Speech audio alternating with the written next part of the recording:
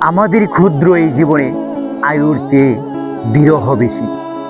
আমরা এই দুনিয়াতে কেউই শান্তিতে নেই।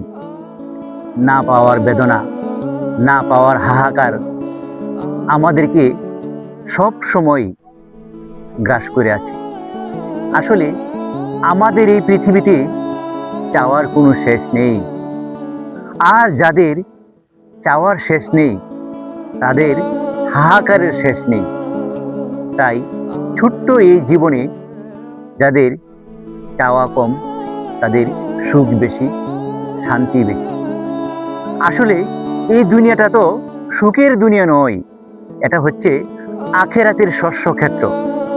একজন কৃষক যেমন মাঠে ধান রোপণ করে, তারপর সেটা যত্ন করে এবং সেই ধান বড় হয় এবং ধান হয়, সেই ধান কেটে এনে চাউল করে, তারপর সেখান থেকে আমাদের জীবিকা নির্বাহের জন্য খাদ্য হয়। ঠিক তেমনি আমাদের আখেরাতের জীবন অনন্তকালের। এই জীবনের শুরু আছে কিন্তু শেষ নেই। আর সেই আখেরাতের সুন্দর জীবন পাওয়ার জন্য আমাদেরকে এই দুনিয়াতে চাষ করতে হবে।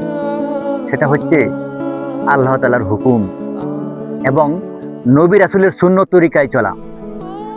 আর আমরা এই দুনিয়ার মায়ার মোহে আছি, আমরা আখিরাতের কথা ভুলে গেছি।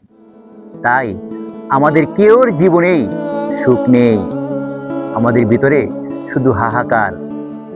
তাই আসুন আমরা প্রত্যেকেই আখিরাতের জন্য এই দুনিয়াতে চাষ করি, আল্লাহ তাআলা ও রাসূলের হুকুম অনুযায়ী চলি।